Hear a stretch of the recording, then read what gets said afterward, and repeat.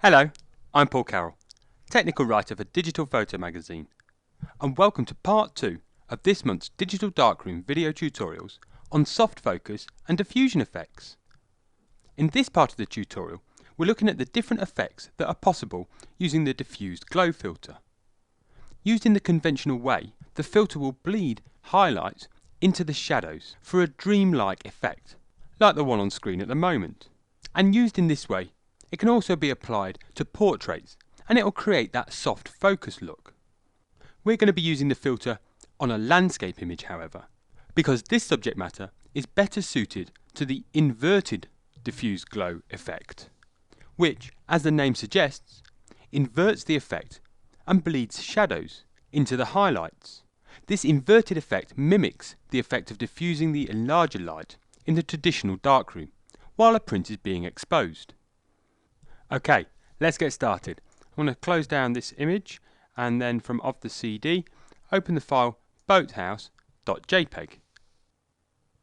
First, make sure your layers palette is open, and you can do this by going up to the window menu and down to layers. And we're going to be adding our diffused glow filter to a separate layer. So next we need to go up to the layer menu and down to duplicate layer. I'm going to call this layer glow and click OK. The diffused glow filter uses the background colour to determine what colour of noise it's going to add to the image. So we need to make sure that our background colour is set to white, and you can see at the bottom of the toolbox here my foreground colour is black and my background colour is white. If your colours aren't like that, or just to reset them, press D on the keyboard. So with that done, go up to the filter menu, down to distort and across to diffuse glow.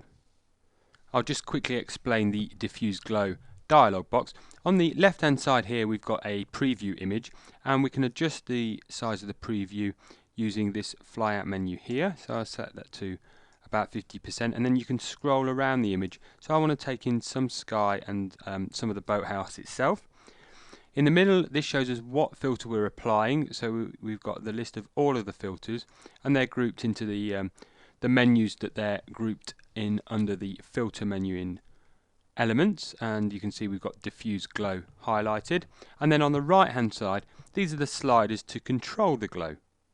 The graininess slider will add grain to the highlights. The glow amount slider determines how much noise will be added to the highlights, and the clear slider at the bottom sets how much the glow will fade away from the center of the highlights. On this image, set the graininess slider to 5, the glow amount to 17, and you can see as I crank up that slider, we're now really getting some diffused glow in those highlights on our preview image. And we want to set the clear amount. I'm just going to knock this slider back to a value of 10 and click OK. And as you can see from the image, that's really added a lot of diffused glow into our highlights. And we've lost all detail in the sky, and a lot of it in the bricks and the tiles of the boathouse. But don't worry, because we can rein back this effect by using the opacity slider up in the layers palette. Make sure you've still got your glow layer highlighted, and then click on the downward arrow in the opacity box and use the slider to reduce the effect. And the further you drop the opacity, the less the highlights become diffused, and the more detail you bring back into the sky and the boathouse.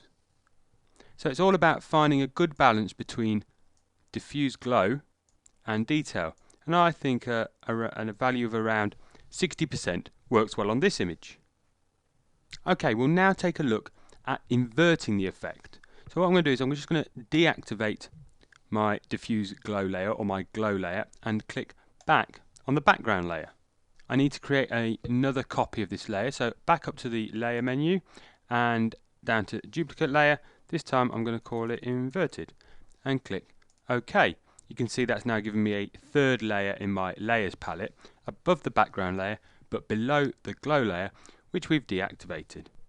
Now before we apply the diffused glow filter, we need to invert the tonal range of our new layer in order that our diffused glow filter distorts the shadows instead of the highlights.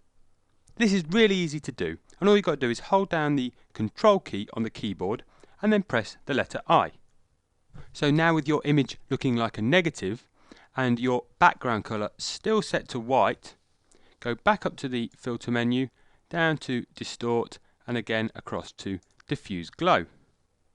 We're going to keep the diffuse glow filter settings the same, and you can see that the levels of 5, 17 and 10 have been preserved from when we applied the filter on our previous layer. So now all we need to do is just click OK. Next we need to make the image a positive again, so hold down the Control key and press I, and that inverts the tonal register back to the positive image. And as you can see, the image is now almost completely black. But fear not, because we can use that layer opacity slider again to bring back some detail. So click on the downward arrow in the opacity box, and I'm going to reduce the opacity to around 75%. And you can see that's really brought some detail back into the foliage areas and the sky, but we're still bleeding shadows into the highlights in the boathouse, and it's creating a much darker and moodier finish than when we applied our diffuse glow filter in the normal way. If this effect is still a little bit too dark and moody for you, you can always reduce the opacity further for a lighter variation. I'm just going to leave mine at 75%. Okay, so that's the inverted diffuse glow filter, and you can see that if I activate my standard diffuse glow, we can compare the two effects. The diffuse glow, really dreamlike effect, and the inverted diffuse glow, a more darker and moodier finish. I hope you've really enjoyed this video tutorial. Give it a go using the start image off the CD, and then get applying a diffused glow effect on your own portraits in future. Cheers!